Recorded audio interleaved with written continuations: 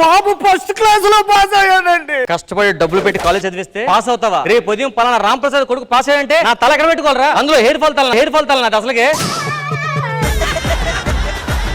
ఎక్కడి నుంచి వస్తున్నావు? పొద్దున్నే లేచి తలస్నానం చేసి అలా బార్కి వెళ్ళి 4 బీర్లు కొట్టి 2 సిగరెట్లు దాగి 10 మంది కుర్రాలతో తిరిగి వచ్చారు. అది నా కూతురు అంటే.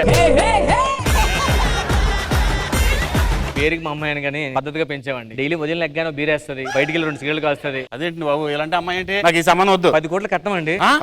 సర్లే 2 బీర్లే కదా.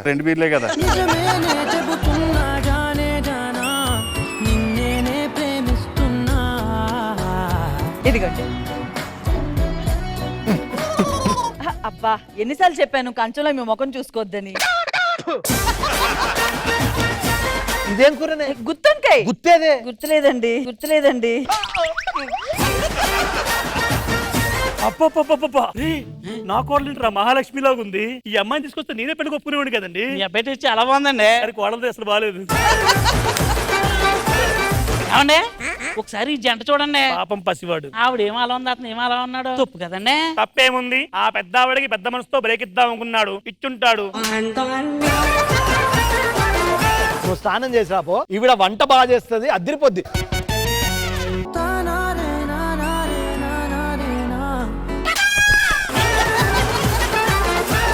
అరే ఇది కనుక నా కోడలు చూస్తే ఏమనుకుంటుందో ఏంటో. అయ్యగారు ఇక్కడ ఘోరం చూడండి.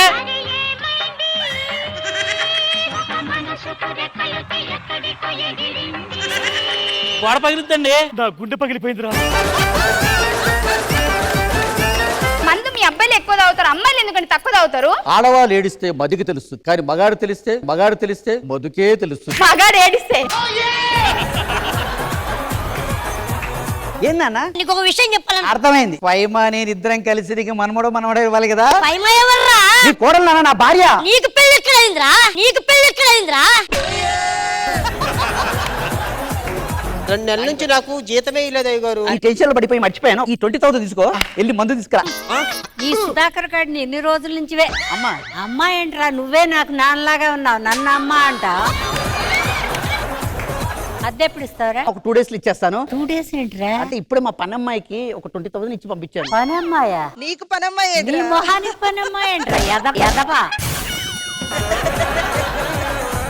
మాది ఎలాంటి కుటుంబం అంటే సార్, అసలు నా పెంపకం గురించి చెప్పాలంటే 2 ఆడపిల్లలు కన్నా తండ్రి ఎలా పెంచాలో అలా పెంచాను. ఏ చంటి, అమ్మా పిల్లల్ని ఎట్ట పెంచాలని నిన్ను చూసే నేర్చుకోవాలి. మన పెంపకం గురించి చెప్పోసారి. చిన్నప్పుడు పిల్లలకి పాల డబ్బా లేకపోతే పక్కింటి వెంకట్రావు గారిని అడిగి పెంచాను. అలాగే బియ్యం లేకపోతే ఎదురింటి సుబ్బారావు గారిని అడిగి పెంచాను. నేను తలలేపని చెప్పేంత వరకు లేపదు. అది మరి పెంపకం అంటే. తలలేపు, అది మరి పెంపకం అంటే. చిచ్చి ఈడు నేను పెళ్లి చేసుకోవాలా? ఈడంటే నాకు ఇష్టం లేదు నాన్న. పెళ్లి అవ్వక ముందే మొగుడు మీద ఇలాగ ఎక్కేకూడదు, పెళ్లి అయిన తర్వాత. ఎంత కోఆపరేషన్ రా మీకు. నేను ఆత్మని. మనిషి బతుకున్నప్పుడు కన్నా వాడు పోయిన తర్వాతే వాడి విలువలు తెలుస్తాయంటారు. ఈ రోజు నా విలువ ఏంటో నేను తెలుసుకోబోతున్నాను. చూసావా రష్మి, నా మొగుడు పోయాడు. పోయాడులే ఎదవా.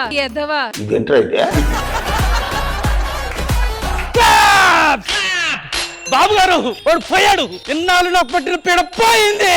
రే ఆనంద్, నువ్వు చచ్చిపోయావు కదరా, ఇక్కడికి ఎలా వచ్చావు? నువ్వు అక్కడికి రాలేదనేరా నేను ఇక్కడికి వచ్చే ఆత్మగా.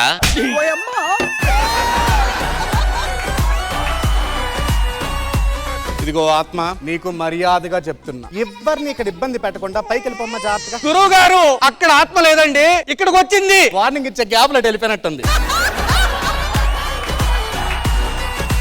రారా కౌగిలి చేరా రారా గోరా రారా ఇప్పుడు రమ్మంటారు, పోతే మాత్రం కేసులు పెడతారు.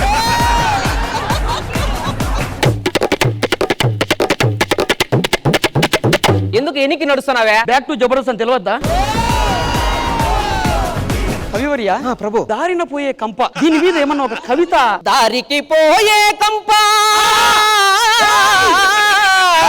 గుడ్డకు తగిలినట్టు.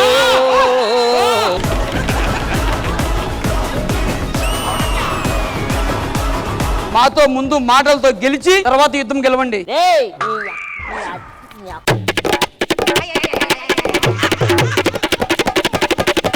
అబ్బా